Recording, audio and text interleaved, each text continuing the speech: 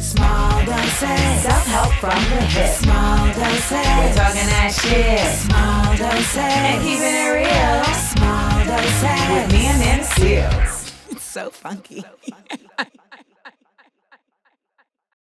Welcome to Small Doses. This is our first video element of Small Doses. We've never had this part of the show, so I'm trying it out. You know, we're all locked up, so we might as well just figure out new things. And so I wanted to definitely see like how this works. So I'm hoping that you all enjoy it. And if you do enjoy it, please let me know. And I am mostly curious to know like who is tuning in to Small Doses for the first time because it's on video. We've been doing this podcast for 2 years now, thankfully, almost 2.5 years.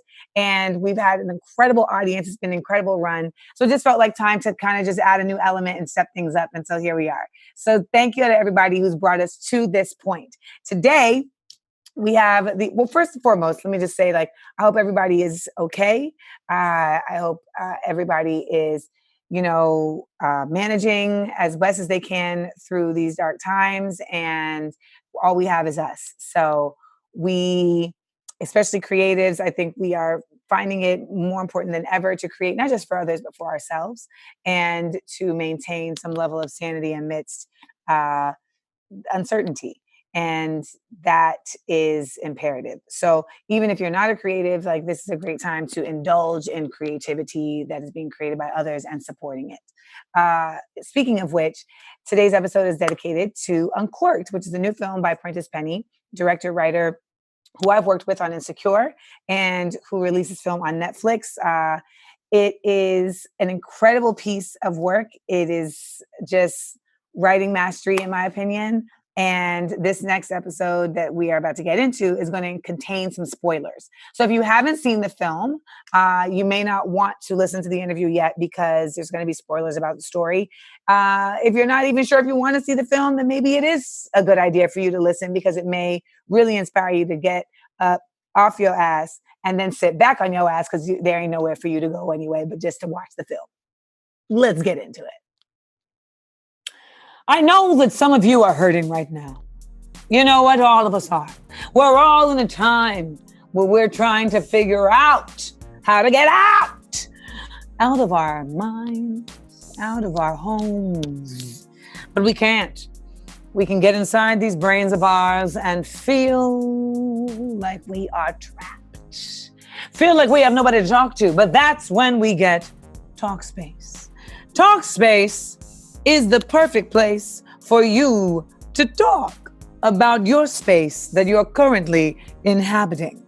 It's an online therapy that's the most convenient and affordable way to make lasting change in your life with the support of a licensed therapist. Send your licensed therapist text, audio, pictures, or video messages from your phone or computer whenever you need to. Talkspace matches you with a licensed therapist based on your needs and preferences. They have thousands of licensed therapists trained in over 40 specialties because everybody's different. Everybody has something that's brought them into the space that they're in that's uniquely different to the space that somebody else is in. And hence, you need a specialist for your space, and Talkspace understands that. Amanda, what has Talkspace done for you? What Talkspace has done for me is it's really opened my eyes to just realizing how important it is that people have a number of different ways to get access to therapy. I mean, not that was ever lost on me, but when you see that there's this option now and how many people are utilizing it, it just really helps me to say, you know what, maybe we can have a better world because now people will be getting better healthcare and better access to really just looking inside of themselves. And I think that's incredibly necessary, especially at this time. Because once you're matched, you can begin therapy today. When? Today. Many people think therapy is just about analyzing dreams. But no, therapy is about analyzing you. The bottom line is that life can be hard, and Talkspace wants to give more of us the bottom line is that life can be hard, and Talkspace wants to give more of us the support we need at the price we can afford. As a listener of this podcast, you can get $100 off. $100 off your first month on Talkspace. To match with your perfect therapist, go to Talkspace.com or download the app. Make sure to use the code DOSES to get $100 off your first month and show your support for the show. That's DOSES and Talkspace.com. I may be a guru. I may have been a model, then an actress, and now I do have the Topher Shanks Show. But what I'm not is a therapist. So don't call me. Call Talkspace. You glow, goddess. Glow on. Welcome.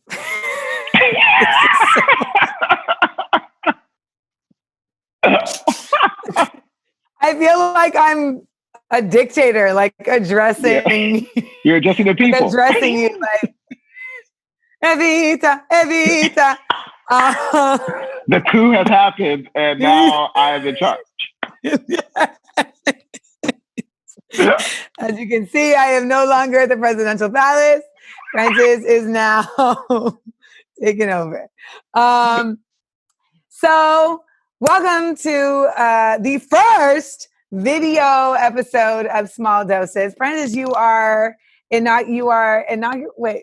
the inaugural. I don't have words. I don't have words because I'm in quarantine. Yeah, so you're in quarantine. My vocabulary has become very atrophied. And my mom used the word innuendo today, and I was like, "Ooh!" She was like, "I went to school. I don't know why you're so impressed." So I'm very happy to start this with you. And same here. I can't believe I'm on Small Doses. That's what's up. I was like, "Yo, I made it, Mama. I made it. I'm on Small Doses." I was so happy. I texted Prentice. I said, "Prentice, would you be down to come on the podcast?" Yes, girl, duh. Yep, that's what's up. Of course. So, let me start by saying that I just want to pat myself on the back a bit, that I knew from the trailer, this is gonna be a joy. This is going to be a special experience of a film. I knew. And really? So I'm Why? going to pat you because you made a good ass fucking trailer. And people don't know how to make trailers. And I didn't know that until I started seeing bad trailers. And I never knew there was a grade of trailer until I started seeing bad trailers. And I was like, oh. Mm-hmm. And what I was immediately drawn to in your trailer was, one, the quality of the images. So just seeing your attention to detail in how you be doing things. 2, the trailer let us know that we wanted to learn more about these characters without letting us know everything that's going to happen to these characters. Oh, okay. That's good. That to me is what people keep doing these days, because so many films seem so surface that they kind of got to give everything away to even make you willing to show up. To go see it. And, yeah. And there's just not enough to draw you in. And this movie just had so much that you were able to just skim the surface and be able to pull us all in. So this episode is Side Effects of Uncorked with Prentice Penny.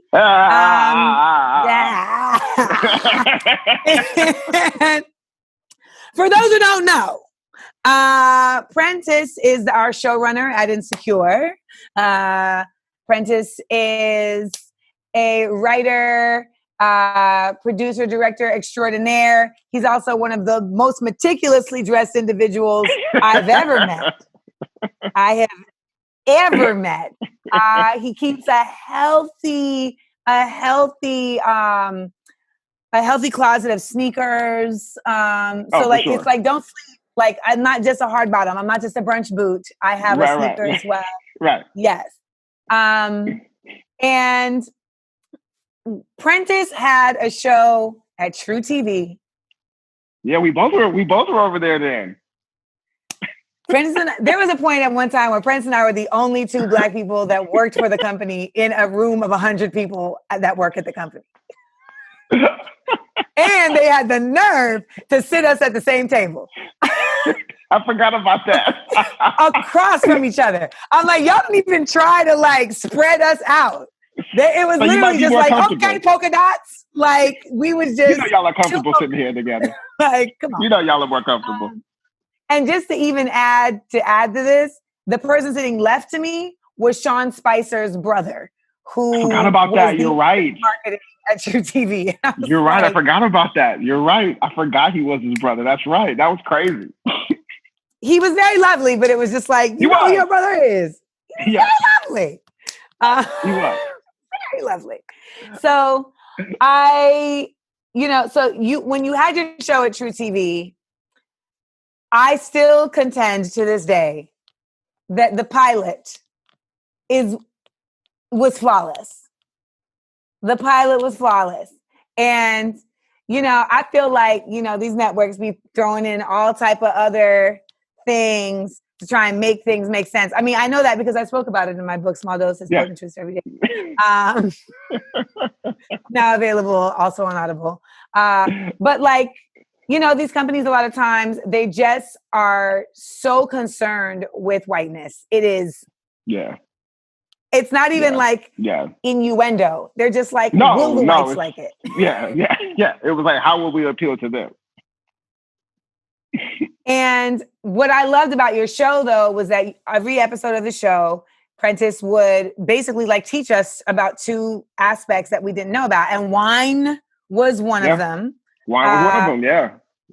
We learned about how to get better meats at a butcher. Yeah. So I was like, oh, I see word of knowledge in this film germinated. Yeah. Yep. So I say all that to say that, I've been a fan of yours for a minute, and the work you do beyond Insecure, it's, you have absolutely like made it clear that it's not like you are booking a ticket on this show. Like you have 1000%. You have shown to all of us in many ways, like, oh, Prentice is like a whole well-rounded person, which is not necessarily the case in Hollywood, as we know. As we know. Thank you. So Uncorked is your film on Netflix. First and foremost, what made you say this is a story that needs to be told? Yeah, so originally it stemmed from me wanting to examine stuff with my father. Like I felt like I had certain, as we all do, we have views about our parents, right, that are very kind of judgmental in some ways. And then I had two boys, and it made me want to really examine my father as like, oh, you were just 25 trying to figure it out. The same way I'm, 30 trying to figure it out. I raised the boys. And then I also felt like, to your point, like I felt like white people get to do these sort of father-son stories, like Good Will Hunting or Manchester by the Sea, and get nominated for Oscars for just being basic and simple. And all of our father-son stories with people of color had to be like the dad was absent, or the dad did drugs, or we overcame the worst obstacles possible. And we just couldn't do like a basic, like we just couldn't be basic and regular as our father, like, and they just have issues as two Black men, right? And so I just feel like you never get to see Black men in cinema be vulnerable, be three-dimensional, and not play basketball or rap or just be there regular. There was no basketball. There was no we're gonna bond on the court. No, there was no we're gonna bond on the court. They got game. Y'all got game. Right. It was no we bonded over this thing or that thing. It was just like I just like what white men get to have, just be simple, and always there's this level to me of like, and I think Mamadou, our actor, said it well, was like there's always this level of like white supremacy hanging over the movie in some way, that it's informing the character's choices. And I was like, so much of what we do has nothing literally to do with white people or the influence of white people. Like when I wake up in the morning, I don't go, oh man, I want to raise my kid, but that white man won't let me. I'm just trying to figure out how to be a good dad, right? And so I was like, so much of it doesn't have anything to do with white people. And so I wanted the movie. That's why, like, I remember some studio execs were like, well, you should write it from like what it's like from a Black perspective to be about wine. I was like, but that's not really the point of the movie. It's not about his journey into wine as that is impacting him. I was like, we have a Black president. You tell me we can't have a Black, like, yeah, this is crazy. And so I just never wanted the movie to even ever be the dad just telling him you can't be something, because I was like, the dad is 50 something. Like he's old enough to understand. He's a Black businessman himself. Right. It was like, it was never about restaurant. Yeah. Exactly. And so opening two, right? So I was just like, I never wanted that race issue to be impact what this family was going through or what these men were going through. So that's really what it came to, was just wanting to see Black men in a way to be vulnerable and have issues and have to just sort it out. Because again, we don't ever really see that imagery on screen. I mean, me and my homegirl was like watching it and we're just like, why won't these niggas just say I love you? Somebody else said that today. It was like Black men with their own pride ass only to come around and say it later. I'm gonna put the wood in the fire. Yeah. It's an implied I love you. The wood is in the fire. That was the other thing. That was the other thing. I never wanted them to say I love you. I never wanted them to say it because I felt like that would be not real. Yo, man, there were so many times I was like, somebody got to cry. Somebody gonna cry. Nobody gonna cry. Shit. That's hilarious. The emotional constipation was so intense and so real as a Black woman who deals with Black men. It was like, I feel attacked. Yeah. And it's not even about you. At all. Like, I need a GoFundMe because I can't. Right. Right. I mean, I think what I really ultimately appreciated, I have a laundry list of things I appreciated. So first of all, what I appreciated on just a basic note as someone who knows you was just how intrinsically you the film was without it being like, this is a Prentice Penny production. Right. You know, like, I saw the details, I heard your language, and there's no, like, so at Insecure, like, you know, there's other shows where you kind of have a little bit more freedom with script, and at Insecure, we're very like precise, like to the word. And it's because you guys are very much about like, there's no, you don't want there to be throwaway lines. And that's what I heard that from you in this film. Like there was not one throwaway line, every Sato. Oh, there was definitely some Satos. There was definitely, you know I'm gonna put some Satos in there. There were so many, and you gotta be like, whoa, what is that? What is that? I texted you. My favorite line of the movie was, people don't like mimes. Ain't nobody gonna pay for a Black mime. She crushed that line. Yo. So that I thought was so dope because as a director, what do you, because this is your first film director, yes? Yeah. I know you've directed episodes of Insecure and other things. Like what was different about directing the film than directing Insecure? There were a few things. I think the biggest thing is, one is I had to get over my own personal issues. So like, and what I mean by that is like, you know, on TV, obviously things are very collaborative, right? So you have a writer's room, so there's lots of writers, right? And on set, you know, you have other writers who are like, you know, and you have on our show, like, you know, you have a different director kind of every week, right? So there's a lot of collaborativeness that you're trying to do, right? With a movie, it's just you, right? There's no other writer to answer to. There's no this. And so my natural instinct, at least for the last few years on the show, has been to always be as inclusive as I can be, of hearing other writers' voices and hearing a lot of other input, right? And a movie is, while you want input, it can't be everybody. It can't be that collaborative in some fashion, right? Like, and I think a lot of that has to happen early on when you're like, you know, prepping stuff or like figuring out sets. But what I had to get over was needing everybody to have fun in the sandbox. Because obviously when you're doing a television show, you know, you're going to be around next week, the week after that. And I had to kind of get past, like, I was like, oh, I need to, because I would hear stories about directors be like, oh, he's an asshole. And then you go, oh, no, he's not. He's trying to push this rock up this hill, and you either pushing it with me or getting the hell out the way. But it's not. I'm not pushing up the rock up the hill by committee. So, and I think that's the biggest thing I had to get, and that's not my natural instinct, right? And so I had to kind of move past that and be like, well, I know my wife and my kids love me, so I don't need nobody else to love me. I don't need nobody else to like me.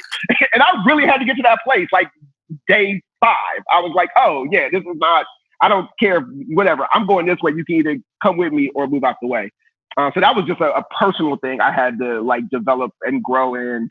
But from a filmmaking standpoint, you know, the biggest difference is we got to be much more cinematic, I think, in a way that you can't sometimes in television shows, right? Because like obviously with a television show, like the look is set, right, from the pilot. So you're kind of mimicking, you know, you can deviate a little bit and you can grow, but you're kind of still have to stay within the purview of kind of what was set, right? Yeah. And so on a movie though, and on the television show, you also have to honor what came before this episode and what's going to come after this episode, right?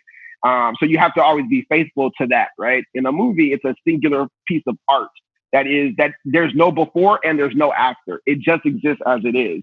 So I could do different shots that I can't do on our show because that's not the look and file of our show. I can linger on takes much longer.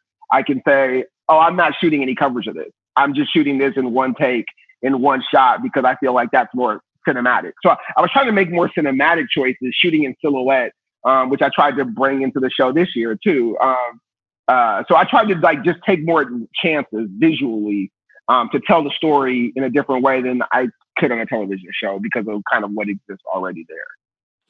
I felt that because, and I need you to know, like, I'm not gassing you. I know that.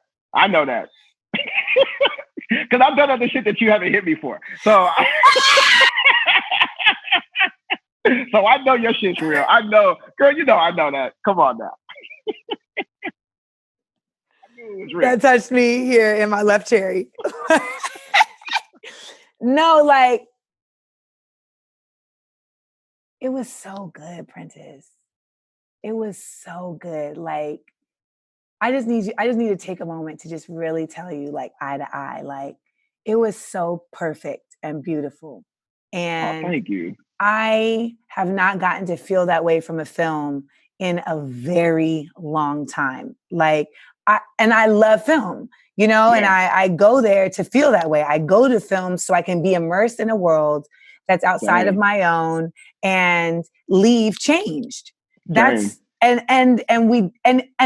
also the fact that we didn't even get to see this in the theater. You know, I had to watch this in my living room, and I left my living room changed. And I think for Black art in particular, right? Because the beauty of this is there's of course the classification of it's a film. Like it's not a Black, you know, like yeah. But there's also the fact that like it does add to the Black cultural canon. Yeah. In such a way that is just so thoughtful.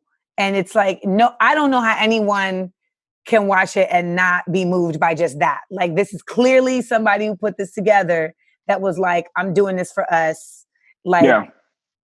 I'm going to be thoughtful about this. 100%. Everything was like that. Yeah. There were pauses that were just these like cavernous, fertile, like basins of so much. And I just be like, damn, nigga, go to the next shot. Like, I'm uncomfortable, but I'm like, no, I wanted you. When I tried to do that as much as possible, like let people sit in being one of those scenes, which is so funny you say that, is this the scene when he's Elijah is drinking and having the flashes of his mom after she and the images pop up and everything. And we had cut the scene one way, and somehow it just wasn't working. And then I was like, don't cut to the classmates anymore.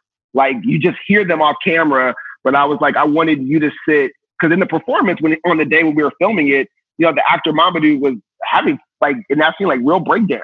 He's just so good, and it was so on display, not just for the actors, but it was on display for the crew. Right? He's so naked and so vulnerable doing that scene, and so I was like, I wasn't comfortable watching it at the monitor. And so I You was be like, uncomfortable at the monitor, though. I was like, Prentice be uncomfortable at the monitor. There has been a time where I did a scene and Prentice came in there like, you good? Like, what's up? Like, you all right? Like, you straight? You know, I'm like, hey, I'm acting. yeah.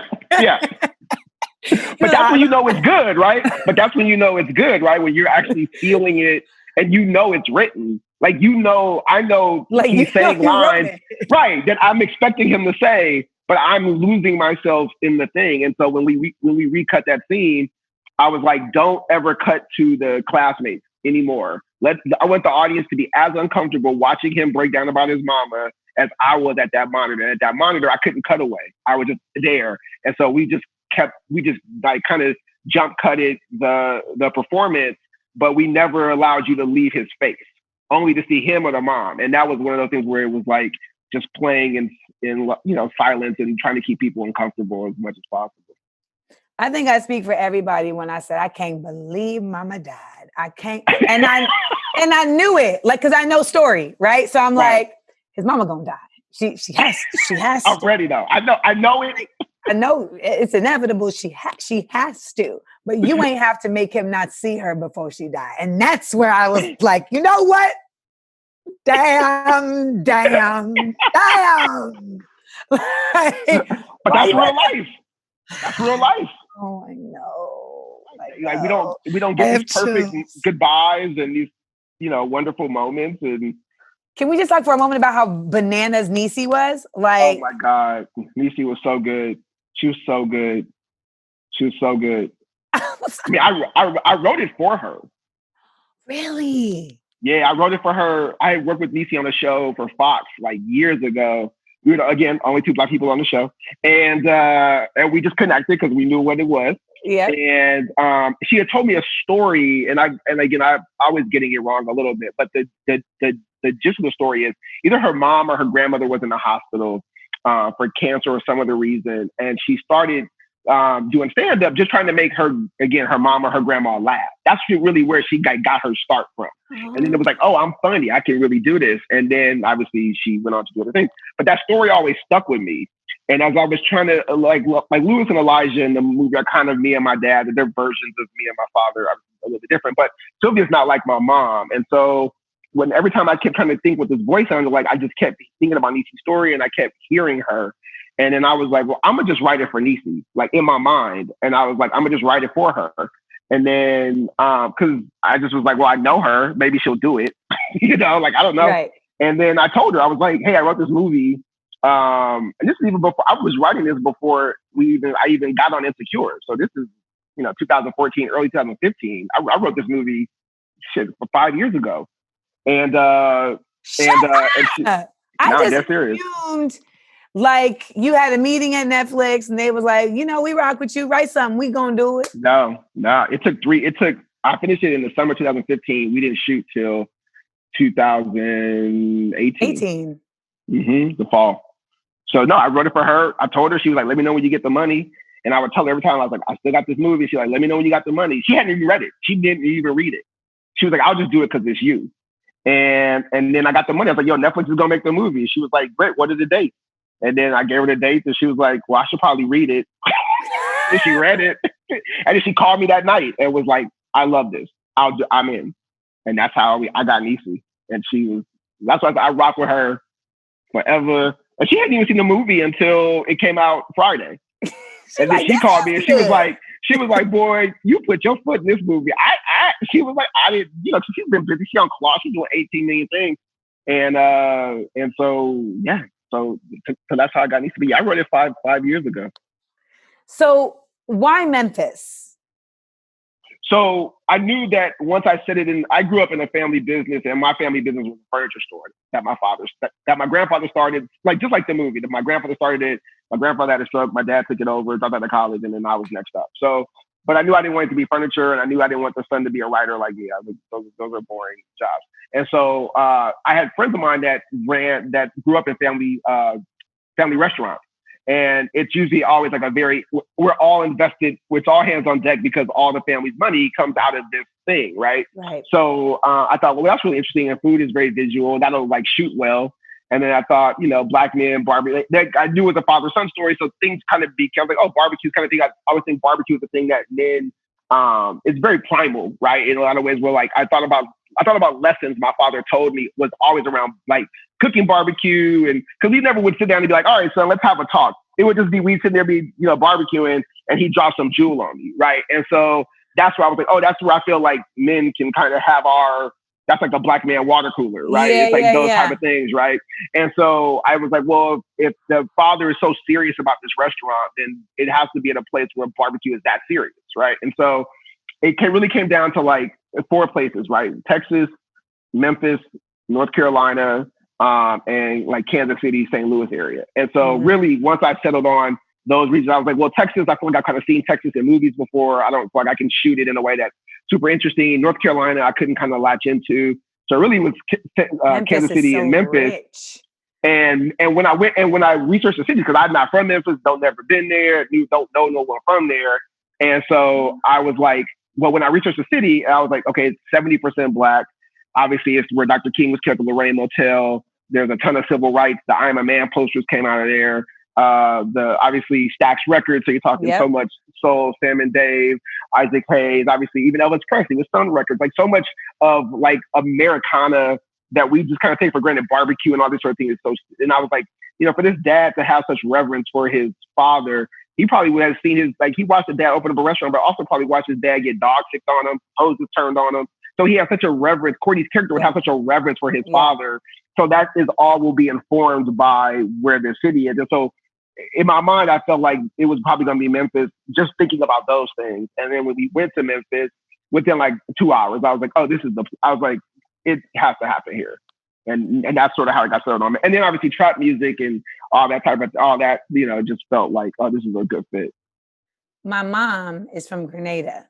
So she has certain American destinations that fascinate her. And so for her 70th birthday, for 3 years, she was like, we're going to Memphis for my 70th birthday.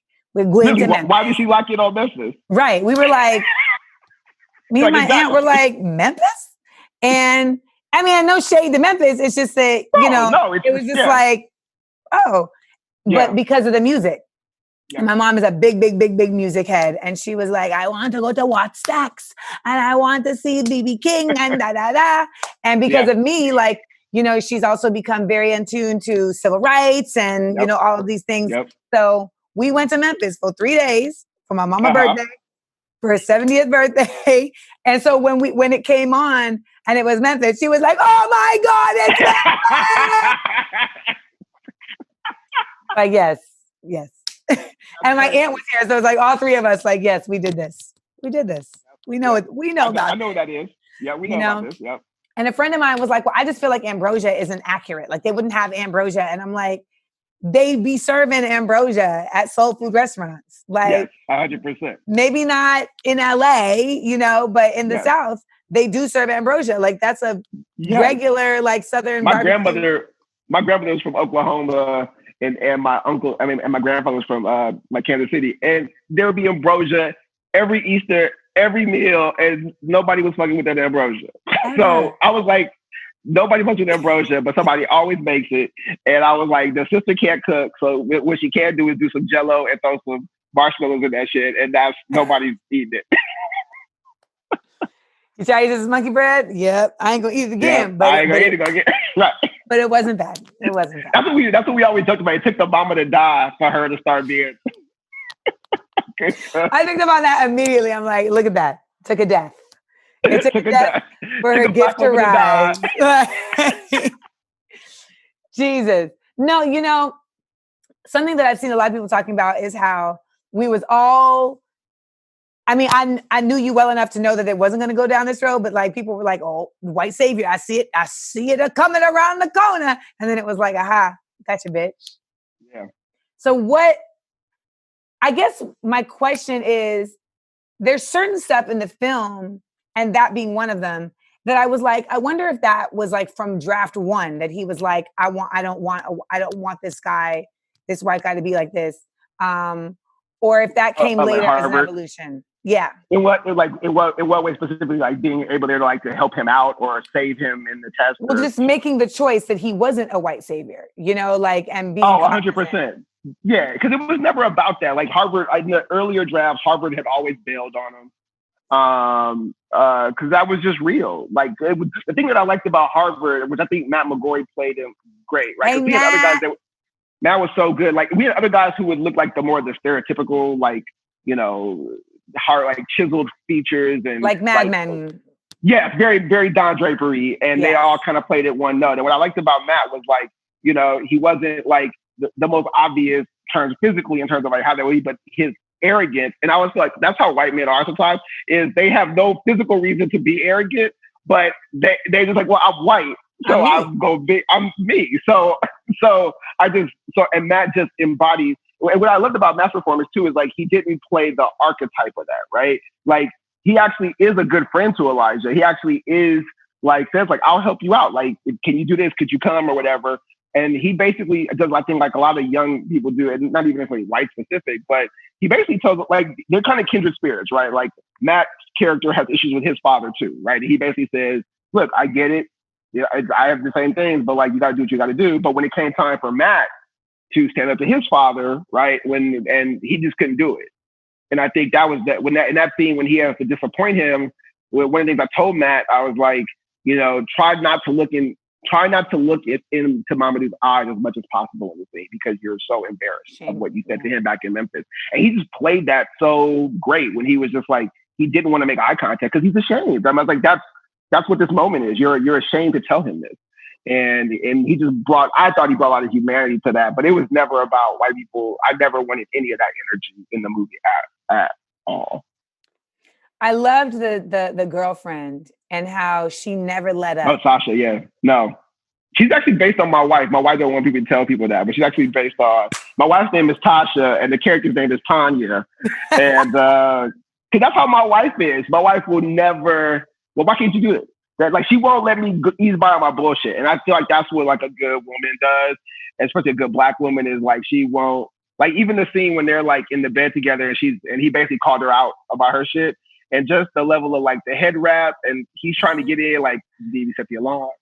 Like all the things you try. She's like not trying to hear, not here for none of it. And it really isn't until he's vulnerable and says like, what if I go and I fail and I'm not good enough? Then what? You know what I mean? And it was, and that's what, yes. And now I'm listening. So that even in the direction I was telling, I was like, even if he says that, and in the line, it's supposed to make you do that. But I told her, I was like, you don't turn until you believe Mamadou is truthful. And there'll be a couple of takes when he would say a line and she just didn't turn. And I loved it because I was like, that's the whole, because you have to, I was like, Sasha, when you believe it when you're listening and you believe it, you turn. And that was just the take that she turned on. And it was, it was great. Well, You better direct. No, I mean, because I saw myself in her. Like, I am that woman to men, which is why I'm single. But you can't stop being a good, Black woman just because they not up for the thing. You know what I'm saying? Like, but I just be like, I'm always just like, don't let this shit stop you. Like, there's always going to be things to stop you, and like, it just always felt like she had found a beautiful way to be stern. Yeah. But without it being like, you can't watch her and make it like, oh, see, she extra, like she's doing too much. Like, and I feel like that's an argument that I see happening a lot. It's just like, why can't you just let a nigga live, And I don't just mean like that, just in general. And I think so many Black women share her sentiment of just like, we're just trying to push you. Yeah. Like the way that the society is pushing you, we're trying to literally push you like with the same strength in the other direction. Yeah. And I think that we want that too, which is why, he pushed her back. And she was like, but also like, but she knew, and I feel like it's so funny. Like some of the reviews about their storyline is like, oh, it's really great. It's something like it's really thin. And what's been interesting to me is like what I think what you picked up on is like, look, like the story is not a love story, right? This movie's not a love story, right? Her function in the story is to be something that his father can't be, and something that even his mom can't be, right? It has to be, the mom has to serve, the mom is like the protector, right? The father is I don't think the antagonist, but he's pushing his son, right? He needs a place that's safe, right? That's what she is, but also pushes him, right? And I think that's her function in his life. Like a lot of us, that's how my wife functions in my life, is when I'm doing things that are great. She loves that. When I'm like bullshitting about like why I can't do something, she's like, no, that's not true. You know what I mean? And like, I think that scene when he says why he can't go is he lashes out because she's right. And so he's just being defensive. You know what I mean? And it's not till he's honest.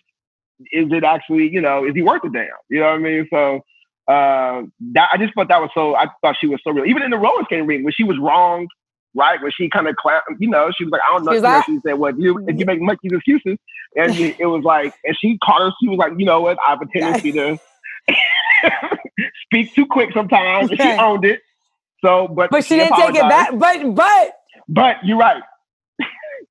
She didn't say she said I was wrong for saying that, but she didn't say I was wrong for what I said, if that makes sense. No, absolutely. And to be honest, nor should she have been. She was right. And I think I always think about moments like that. And I think that's when you have moments like that with somebody you're going to end up being with. I think those are defining moments that make you decide and say, oh, this is somebody I can be with, or I like being with, or is probably going to be good for me, even if I don't like it. And I think I always told them that was a pivotal moment that I told the actor. I was like, hey, this is the moment you decide she's going to be somebody you want to be with. Right. And so, I totally agree with you. I do feel like this is a Black love film, but it's not, but it's Black love on like a number of different ways. Like it is Black love of community, right? Like, so when they raise the $3,000,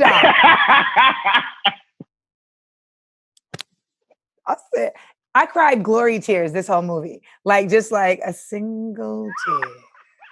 What solid. I was just Denzeling the whole movie. Just that's how Black families do it. It's like whatever we got to do. When Dad showed up with the support when they pulled out the dominoes. Support. Did you think that was the dad at the door? Did you think Courtney was going to show up? No, I thought it was a girlfriend. Good. Which would have been fine, right? It would have been totally fine. It would have been totally fine. But again, the dad can't say, I'm coming to support you. No, it can't. Your mama would be. I'm like, absolutely. Is that gonna be a breakthrough? But that's men. We're not gonna say it, but it's the action. The action says it. You know, like my wife grew up in a thing where she was like, her father just never used to say, I love you. And it was a big thing for her. But then she would tell me all these stories about like how my wife used to ski competitively in high school. And her dad used to drive her every weekend from San Jose to Tahoe to ski every weekend. And he worked a full ass, 9 to 5 during the week. And I was like, girl, that's the he paid for Spellman. That's the I love you, girl. Like that's do he love me? Wait. But I need to hear it though. But I need to hear it though. He's not gonna do it. I don't think Courtney's character would ever say I don't think that dad. I think like my dad actually is more effusive than Courtney, but I don't think Courtney's character would ever say I love you ever. Not even just love you, son. Nah. Nothing. You know what's so funny? There was a take when they're saying goodbye at the when he's about to go take the test and they're at the house and he's getting ready to leave and then he's giving him the suit. There was a moment originally in the script, it was when he gives him the suit, there was the line was the dad goes, hey, whatever. He doesn't finish it and the Elijah's character goes, yeah, I know, or whatever. And then I was like, and to Courtney's point, Courtney said, well, I wrote it because I felt like the dad had wanted to say it, and the son knew that was hard for the dad. And basically, I don't need you to say it anymore. Like I'm okay, understanding this. Yeah. And then Courtney was like, well, I feel like he owes his son that. We actually had a lot of discussions about what that moment became. And so then there was a line that was there that was, he's like you like your grandfather, and he goes, I forget what Elijah says. He goes, he started his own thing and you're doing your thing and he doesn't finish. But he's basically saying like, the point of it was like, as much reverence as I have for my father, you're like him. And so as a result, you know how I feel about you. And even that we is cut so that together. much algebra. Oh my God. And then when we cut it together, I just felt at the end of the day, let's just do it as a look. And they don't need this. It just is what it is. And I thought the look is so much more interesting because they both know it. No words need to even kind of feel it. And then the horn gets honked and it's like that moment gets cut off, And so him showing up at the test and therefore it's, him showing up, like your mama wanted me to come up, it's all that. It's not owning. I don't want to own this emotion because it's too much. It's too much. I can't see it coming down my eyes. So I gotta make the song cry. That's real. It'd be like that. Okay. Things is crazy right now. It's your cousin Stacey. I'm here to put you on to some things. First of all, stay in the house. All right. So what I'm about to tell you about is something that you need to wear in the house. Okay. Now, if you want to wear it outside the house after all this happens, if you want to put it on your gram to support those who are able to go outside the house, which by the way is nobody, then yes, fine. But don't be thinking that because you getting these shoes was made for walking outside the house, because they not. They made for walking in the house from the couch to the bed, to the kitchen, to the bathroom, back to the couch. All right. Now, also, if you do go outside the house because you don't want to listen to me, go outside the house and walk in these shoes at least 6 feet apart from somebody else and make sure that they got on some type of covering or whatever and you got on some type of covering because folks be playing games. Okay, as I was saying, whatever. Rothy's, okay, it's all about an ever-changing array of colors, prints, and patterns that can get in your shoes. Rothy's are shoes incredibly comfortable with zero break-in period. That's to their seamlessly knit design. With many chic styles to choose from, Rothy's shoes are the perfect pair for any adventure. It's no surprise that Rothy's best-selling shoe, the Point in Black, a Point in Black, I said Point in Black, has over 3,000 near perfect reviews. Plus, Rothy's always comes with free shipping and free returns. One Yahoo editor, recently called them the most comfortable flats I've ever owned. Now, Cousin says he don't really be wearing flats like that, but since Rothy's are all about sustainability, and I am all about making sure this earth sustains all of the healing that is going through right now. You heard there was dolphins in Venice? There was dolphins in Venice. Exactly. I'm like, you know what? Maybe I need to get me a Rothy flag because I don't think Louboutins, they not sustainable. Anywho, Rothy's has kept 50 million single-use plastic bottles out of landfills and transformed them into their signature thread, which is then knit into beautiful, sustainable products. Another major bonus, Rothy's are fully machine washable, okay? Every time they need a refresh, you can simply just toss them in the washing machine. Amanda, what you think about Rothy's? Sassy, you know how I feel. I'm with you. There's dolphins in Venice. So if there's going to be the earth healing, then it's like, what else can we do to add to that? It's not using straws. It's using it's not using single-use plastics. And hey, if you can get some plastic shoes that prevent more plastic from being put out there in the environment, why not? And they're comfortable. Man, listen, that's everything you need. It's everything you need. A comfortable, sustainable shoe. I love a sensible shoe. I'm over 35. I hear you, girl. I ain't wearing them to the club. But I definitely will wear them to the club, life. Okay? I shouldn't be going to the club anyway because it is crazy. And once the club opens back up, everybody's going to be back in the club and probably going to put the Rona back out there all again like it's a new record from Future. But whatever. Check out all the amazing shoes and beds available right now at rothys.com/small doses. That's rothys.com or OTHYS.com/small doses. Style and sustainability meet to create your new favorites. Head to rothys.com/small doses today. Don't say Cousin Sassy ain't never tell you nothing.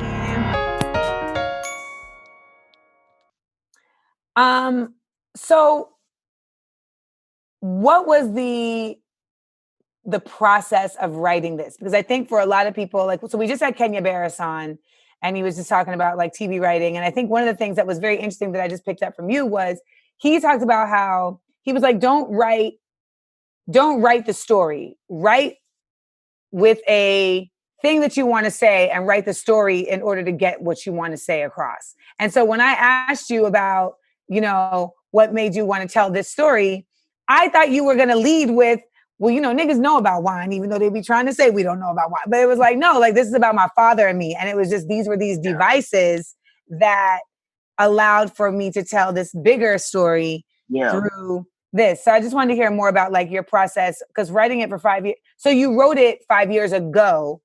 I wrote it 5 years ago, and obviously I would keep, you know, massaging it and polishing it along the way.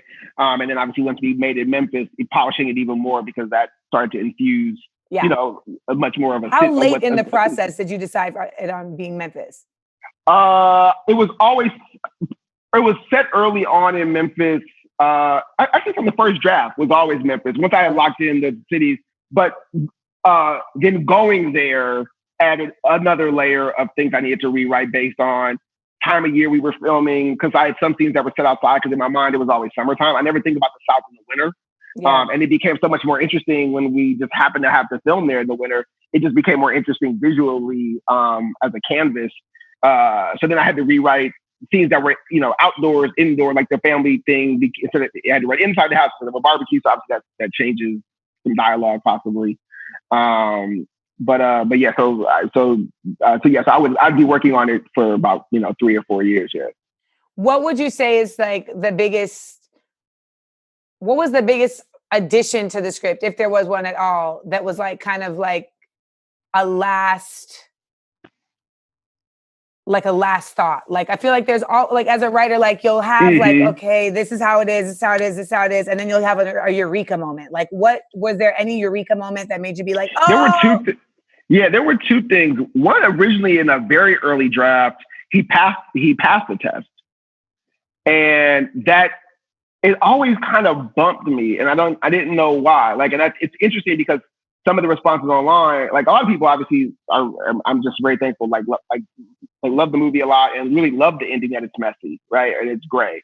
And some people are like, oh, I just wanted the happy ending. And that's what I wrote initially. And it just always felt false to me, because I was like, you don't get everything in life just because you want it. That's not the point of the story. The dad is saying, you got to be a man. I need you to step into being a man. And being a man is when you don't get what you want, what do you do, right? And so I felt like the win was the father-son relationship. That's the win, Absolutely. Right? The win is not the test, right? So once I changed that just became so much more interesting, right? Because now we had other things like, well, what now? I mean, I'm building to think, oh, Courtney and Elijah are working together and they're going to get to the test, and here it is. And the feel good party was like, yeah, they passed, and now. But everybody who was like, well, why didn't he just want to open up a wine thing in his dad's restaurant? And I loved hearing that, because that's kind of the point, right? It's like, it's more interesting what happens to the hero once he falls, right? Not when he gets the win. Yes. So that was a change. But then the other one is the scene where, again, the mom, where he's having the flashes of the mom. Originally, I had a scene where he was just sort of having a hard time studying, but the mother part wasn't in there. And there was no real drive why he was having a hard time. It was just he's having a hard time. And one of my DP earlier on, as we kept talking about it, was like, oh, there'd be a cool sequence in the beginning, because he always talked about in the movie, like attaching a wine to an emotion or a feeling or a place. And so one of the notes that Netflix has is like, well, why is he good at this? Why is he good? Why is this a thing he loves? Or why is this? And sometimes I don't necessarily think you need those things, but I wrote these scenes where there were like little flashes when he's studying wine in the beginning, where he's seeing imagery of his father and him cooking over the barbecue sauce. And then there's an image of his mom picking herbs in the garden. And so like it's like he's like smelling stuff and being like, that's like this. He's attaching what he already knew from his family. And it was great. Memory. I was like, it was great. And then I was like, oh, and then the payoff of that is now the memories are eliciting feelings of his mom, right? That like now there's a pain. Yeah. And so, but when we cut the movie together, the A part of the feel good stuff, it just felt kind of cheesy. Like seeing it, it was a good idea on the page, and it was a good idea when we shot it and it looked great. But together, it just felt kind of cheesy. And I was like, it started to feel hallmarky. And I was like, that's not what this is going for. But the B-side to me still worked. And that, I was like, that worked to me regardless of needing the A side. So that was something that got added pretty late in the process. That happened, let me say, like a couple months before we started filming. How was filming in Paris? Girl, you know that was bomb. You know that was bomb. I mean, and here's what's so crazy. What was so beautiful to me about it is I always feel like, again, white people get to go to Paris or like they get to make Under the Tuscan Sun and As Good as It Gets, and they're at Woody Allen movies in Paris. And you never see us. Obviously, we go to these places, right? We travel the world, but you don't see us in these movies unless it's like a spy movie and they have to be in Paris for a mission. But just to like go on a trip, we don't get to do that, right? And we're still serving America. So for me, it was really about the imagery of seeing this black man bike riding through Paris, and me directing another black man bike riding through Paris and in the Orsay and next to like Degas and Cezanne and setting it to like French hip hop. It was, I remember we were filming and they like shut down the Orsay, which is like the second most, famous museum in Paris. And they're just like, and I'm just like, I can't believe my first movie that I'm directing. And like, there's Monets and Manets and Cezannes and these personally were so art. And I got this French crew that was amazing. And they're all being run by this black man. Like, I was just like, I actually had to walk away. That when I thought about it too much, I was like, it's a movie about fathers, black fathers and sons.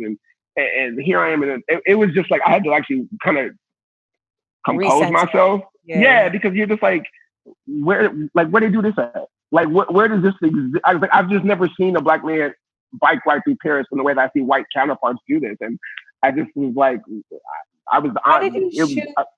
How did you shoot the pedals?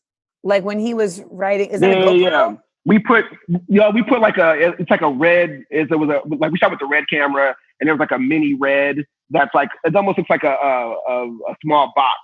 And we built like we put it on a wood platform around the bike. And then we just filmed the pedals going that way. So just now you were talking, but sometimes I have a thought in my head and then it escapes my mouth. If anyone watches The Real, they know this happened. So when you had to compose yourself, what do you feel like brought you back to grounded? I was incredibly thankful in that moment. And I mean, obviously knowing we had to get back to work because they're about to open the museum. Like, okay, nigga, have your moment, but but also we need to go. We talk about, I almost have my glory tear in that moment too, for sure. Because again, you just for your first movie, you just like so thankful to even make a movie, and then for it to be. Again, just to be filming it there about this black man in this place that, again, we should even be, that you're just not expecting an American movie to come out of in this space. You know what I mean? So that to me was just like, special. I feel like what I really appreciated about this movie too was, so the art of filmmaking, I feel like is so lost these days because I feel like I see movies that look like music videos or movies that feel like extended TV shows, but like the actual devices of filmmaking, like when you were talking about how you get to like just kind of breathe a little more in filmmaking, and you get to do shots that you don't typically get to do. Like it was really dope to me to just see how you exhausted the tools of filmmaking. Like you really like did that. So was there any extended study that you committed to doing that? Or was it just like, 100%. No, 100%. Like before I was doing the movie, I just started watching other filmmakers. I watched a lot of Coen brother movies, and I watched some Kurosawa stuff just to see sometimes how Kurosawa is like really good at using like wind and like other elemental things to tell stories. And the Coen brothers, I think, have such a great sense of pace in their movies, whether the pace is quick or whether the pace is very slow. And just how they compose shots. And so I would watch a lot of I was watching much more directing from a very different standpoint. And the other thing was I hired, which I think was the most important thing I did, which was I hired a DP that would make me uncomfortable. I needed to be taken out of my comfort zone. Because, running the show, people want to say yes to you a lot, right? When you're like, so So I knew that if I had a DP that I felt wasn't as experienced as me, I could lean on. If I felt, again, this is all Prentice's issues, I would lean on. If I was insecure about something, I would lean on my cachet or whatever to like flex back to be, that would be my defense mechanism, right? Well, I know what to do because I've done this. So I wanted somebody I couldn't say that to, right? I needed somebody that was going to challenge me in every way. And so my DP, Elliot Davis, who has forgotten more about movies than I will ever know, he challenged me. He would say, he was like, people will remember a bad movie before they remember a mediocre one. And he was like, you got to go to the edge of the cliff in every single way and just not fall off. And he would be like, you just challenged me. So like things about shooting in silhouette, or like originally the scene where Niecy finds out about her cancer, it was originally a dialogue scene. It was originally a scene where like Courtney comes in, he's like venting and complaining about work. And then the wife, Lucy, basically says the cancer's back. And it's a short scene, but there's still dialogue. And as I was shooting it and shooting them against the silhouette in the window, another idea came to me, which was, what if you just hear the doctor's voice? This is as we're actually filming it. And I was like, so I still shot the scene how it needed to be shot. But I knew then, I was like, oh, it's going to be much more interesting if you never hear, it'll be much more cinematic, right? If you hear the doctor, which is very clinical, but you're seeing something very emotional, right? And you're juxtaposing those two things. And those are things that to me make a movie a movie, and a television show would be saying a line, right? And so for me, it was a lot of those so Elliot would be constantly challenging me to think much more, like he's the one that was like, yeah, like much more, like we shot like anamorphic, which is shooting at a film rate of shooting at a film size of 235, which is widescreen. So it's like what they kind of shot like Lawrence of Arabia on, and so it has that kind of, because I knew I needed Memphis to have scope. So I was like, this is a little bitty movie about a father and a son. How do I make it feel more cinematic, right? And so I was always trying to find ways. Ellie and I were always trying to find ways, and we would sit in this little cafe on Main Street. And every day for like 6 hours, we would just talk movies. We would talk concepts. We would pull up images. I would talk about what the scene should feel like. And we'd talk about what shots help get us there. And we would just do that. And we do that, 2-3 days a week. And that, talking about that, and he would share stories and share ideas. And we just would have conceptual thoughts, right? That were beyond just like a shot list. Because when you come in TV, you don't have time to do all that stuff. You got to like, I need a close up and a medium and a this and a that. And if you can get a couple of cool shots in the meantime, great. But it's just a different, like you can't sit with your DP for all, like she's shooting something else. And so that was the beauty of the movie. And it totally just embraced, I got to embrace much more of those qualities. And so Elliot was really the one pushing me. And I wanted to live up to his, because talk about somebody who doesn't give compliments. I think Elliot gave me 3 compliments the whole movie. And it was like, I like your sneakers. It wasn't even about the shots. It was just, but one of the sequences that he actually like verbally said it, because he would always tell me how dope his shots were. And then he was like, ooh, that shot is great. Like the shots he came up with. And that's just Elliot. But the one sequence he was like, yo, this is great, was the sequence where Elijah comes to take the test. The whole movie was shot handheld or on a Steadicam. That was always the vibe we wanted. But in the sequence where Elijah is taking the test, and I knew I needed it to feel more formal, because he was stepping into a new thing. He was about to take the test, and it had the judges there, the teachers there, and I had the shot listed very differently. And I felt like when I came in and I saw the landscape, and also learned this from directors, and again, also learning from other directors, right? I've watched Kevin Blair and Debbie Allen on our show come in and just, and not know how they're going to shoot something, and just be like, I've seen Kevin come and be like, I just want to see the space and I'll kind of figure it out. And that terrified me when I would hear him say that, because I'm just always want to be very prepared. Right. But that was a moment where I learned, hey, trust your gut. And the shots I had on my list weren't as interesting as, well, how do I create things that have more formality right now? And in that moment, I was like, let's put the camera on a tripod just for this part.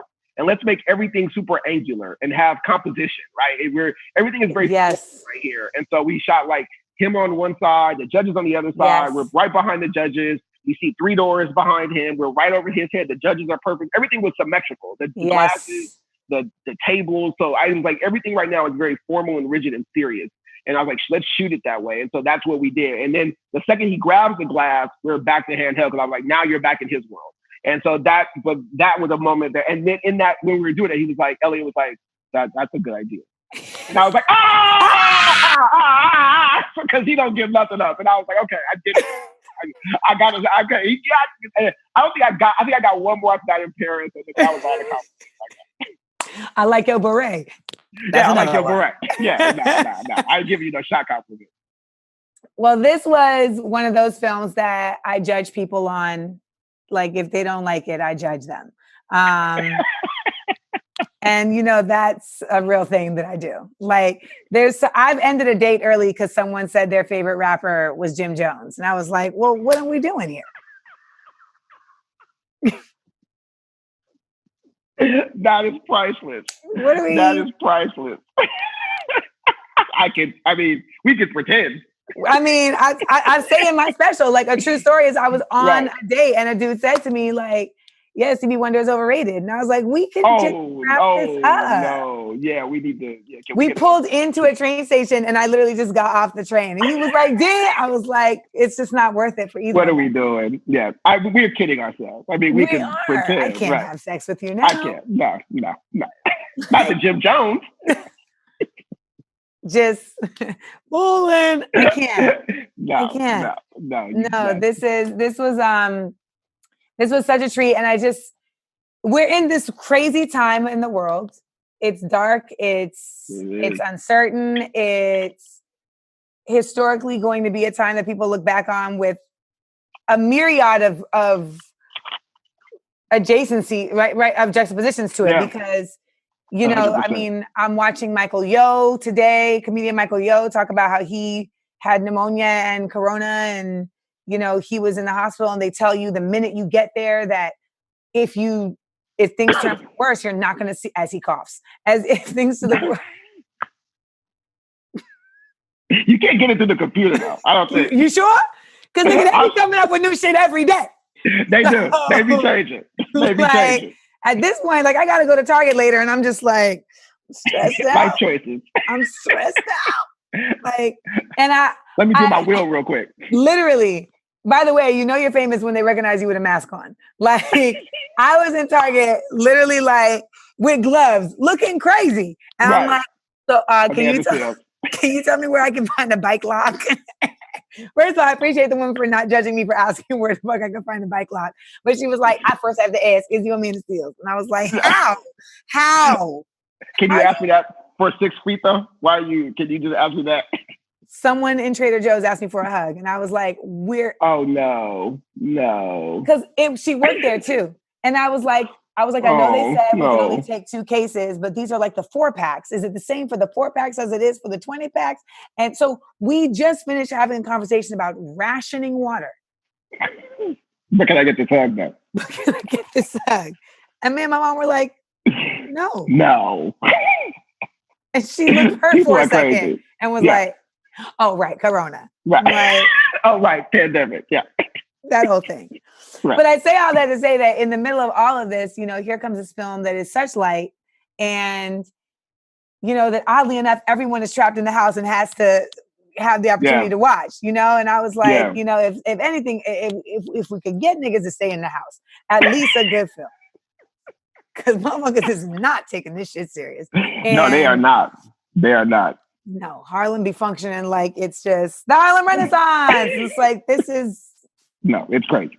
But my last question for you is, it's all done. Because I'm the type of person where I don't get excited about anything until, like, it's done.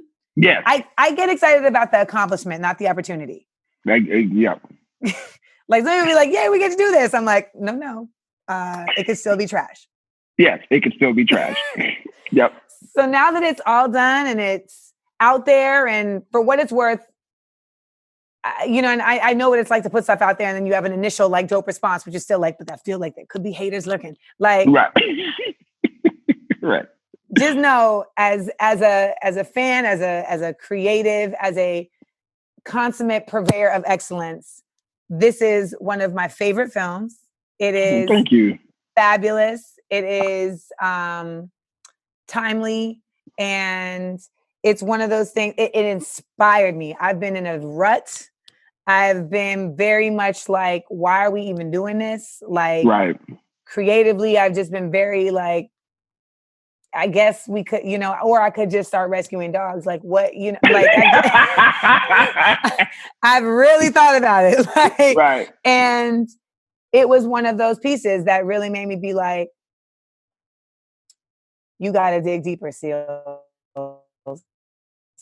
You got to dig deeper because there is room for dopeness out here. And like, there's just like, there's people like Prentice who are just creating space. There's people like Barry Jenkins who are just like creating space. And y'all are just Shaq. You're just boxing out in the lane. And thank you. It really was dope to see. So now that it's all done, like for you, what do you feel like it did for you as an artist, like completing this project? I feel like, it's one of those things you can't, obviously you don't know what it's going to be like when it comes out, right? You're just like trying to like make shit that seems cool, right? And so, or at least cool and creative and interesting to you.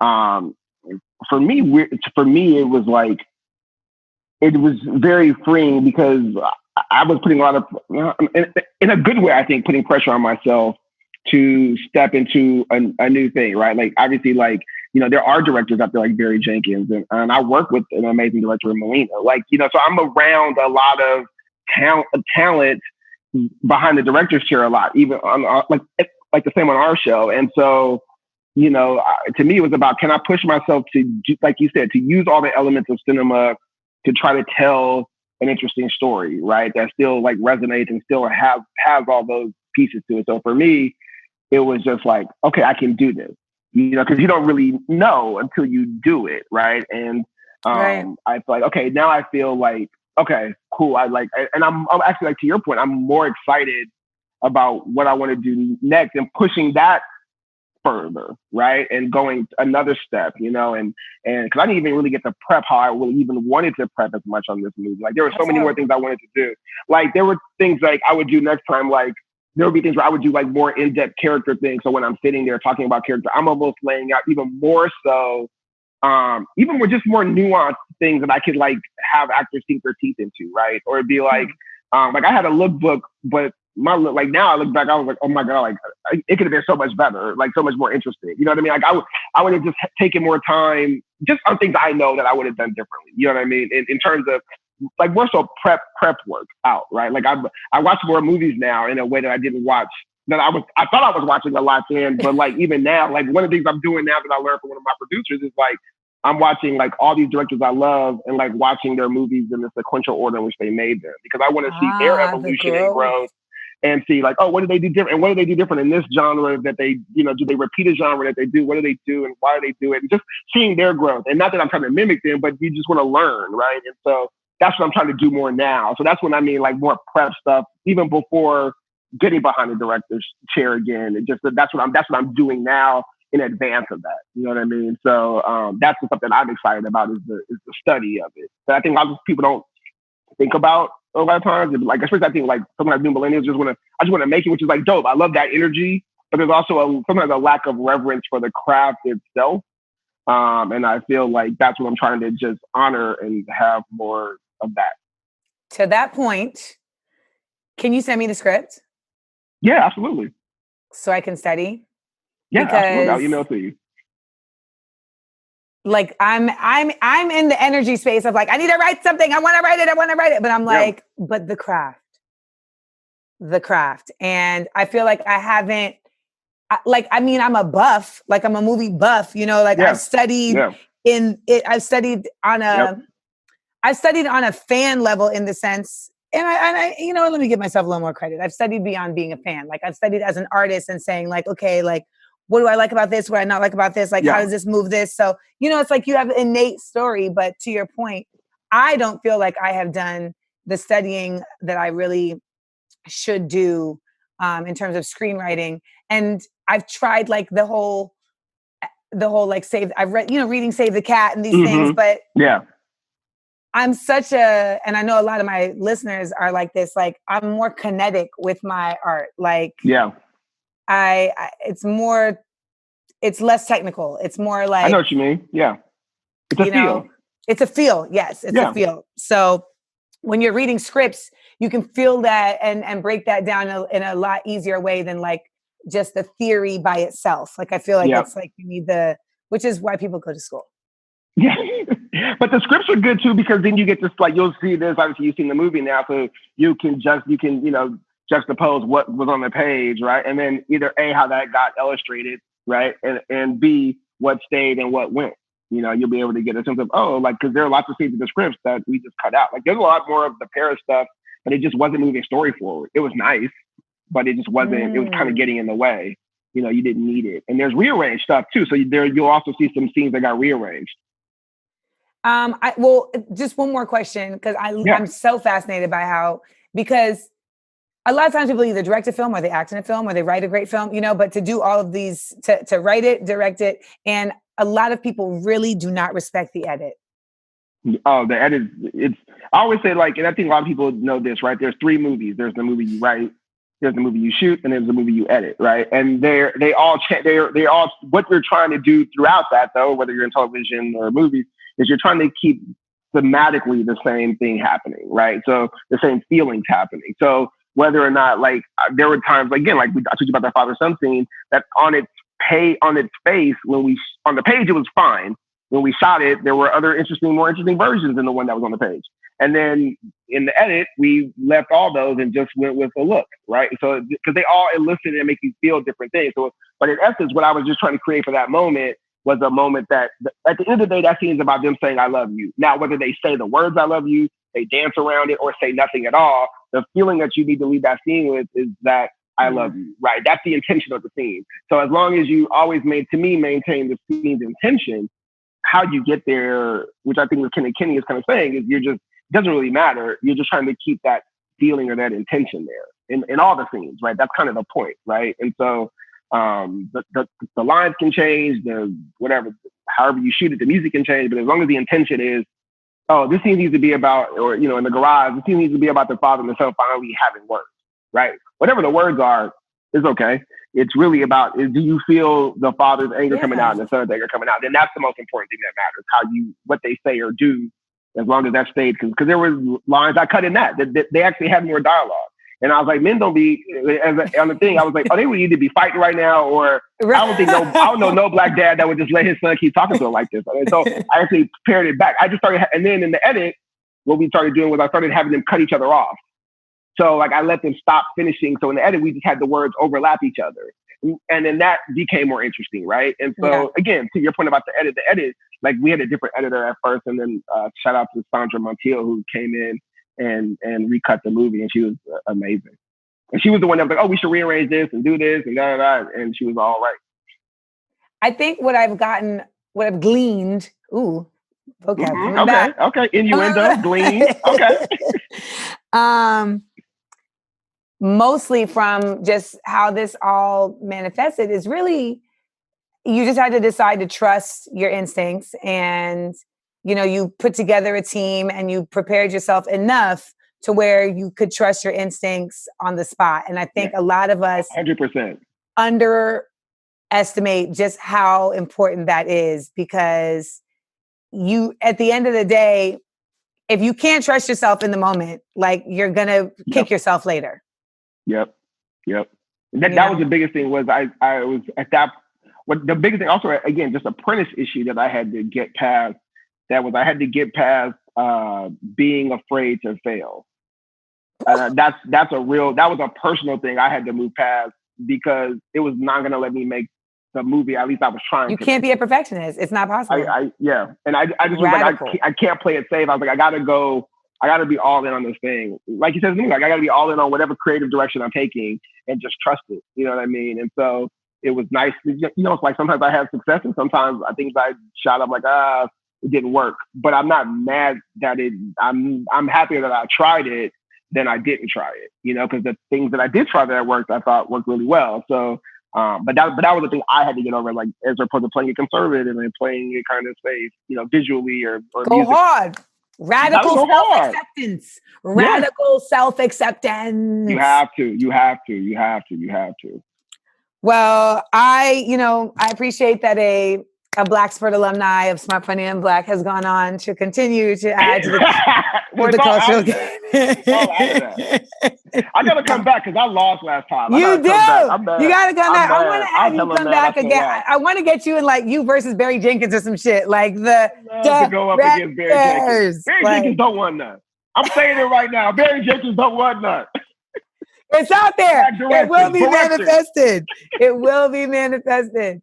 So everybody, please check out Uncorked on Netflix, and Insecure will be back April 12th.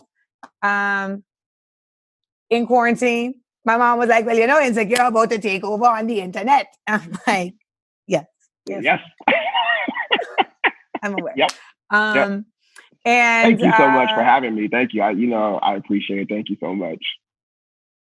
Your text meant everything for real. Like your text, like I remember when I saw your special and I was texting you like, "Girl, you just killed that shit." Like you in the zeitgeist now. Like the airplane with the window is when you that's when you know, like I remember when I saw Bernie Mac and when he obviously we all saw Kings of Comedy and when he did, him downstairs, like those things just are like, because that was what I loved about it. It was like, obviously you have funny jokes and you had all those funny things, but what I loved about that moment was it was like when Bernie Mac came on that and he just told a story.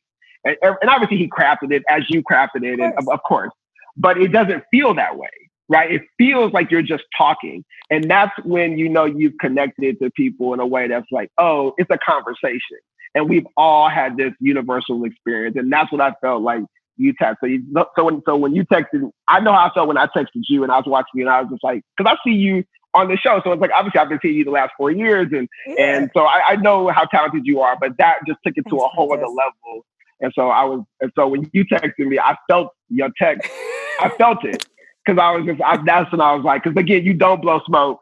And so that text. Y'all know, everything. I had to text him in the middle of the film. I was like, I got to pause the shit to text you because I am emotional at the level of a Harry Potter film. I literally, when I watch Harry Potter, I remember seeing Deathly Hallows and like, just starting to cry of just excitement and just like pure, just like, I am so happy. Yeah. And as I was watching your movie, I felt that same feeling happen. And I was like, I gotta let this nigga know. I love it. So yes. And I was sharing with you, other people are like, yo, like I'm watching. I was like, yeah, we're moving the culture forward. Yeah. Cause there's nothing in this movie that says this movie should be number one. Nothing. Like there's nothing in this movie that in America they would be like, oh, it's a movie about Black male vulnerability and fathers and sons who are like present and Black people in wine and going to Paris. Like that's what studio exec is asking for that script? They're like Avengers, then yes. Right. And so just to see the people like for the culture just turn up and like, your support and just everybody's support to see this just speaks. So like, yes, we know what we're trying to do. So wait, I do have another question out of that. Why do you think they made it? I think Netflix made it, and I will say give credit to them because I think as I've had conversations with them, they're trying to do more of that. Because I think what they understand, different than studios understand, and a lot of it has to do without getting in the weeds of like their financial structure and how the companies are set up to succeed, right? Is the studio has been trying to aggregate as they release, 12 movies a year because it's just expensive to put a movie out. So you're like, well, we got 12 shots, so we can't be taking a shot about this like do a line. We got to do a Spider-Man. You know what I mean? So like, but Netflix, their financial infrastructure is different. They can take more shots, and they can be because they're not getting box office. They're doing like we need to target audiences. So we need to target a mainstream audience, obviously, but we also need to target audiences for people of color and women. They can afford to be more niche. They can afford to be more niche. And my movie it was on the indie side of Netflix, so it wasn't an expensive movie. It's an under $10 million. But you were shooting in Paris. Well, like we were shooting in Paris. But they understand that they're like, I think they're less surprised about what happened. I'm very surprised. I think they're obviously very happy, but I think they understand that there are audiences like them putting out Self-Made, the CJ Walker like limited series, and they understand, that they know there's an audience for this because they know their subscribers. So they know that people just don't want to see certain imagery of us, right? And so I think they were 100% supportive and let me make the movie I wanted to make. They never, I mean, they had notes and stuff like that, but they were never like, no, you can't shoot it this way or shoot it that. Like, I never got any notes on how I was shooting the movie, not one. Wow.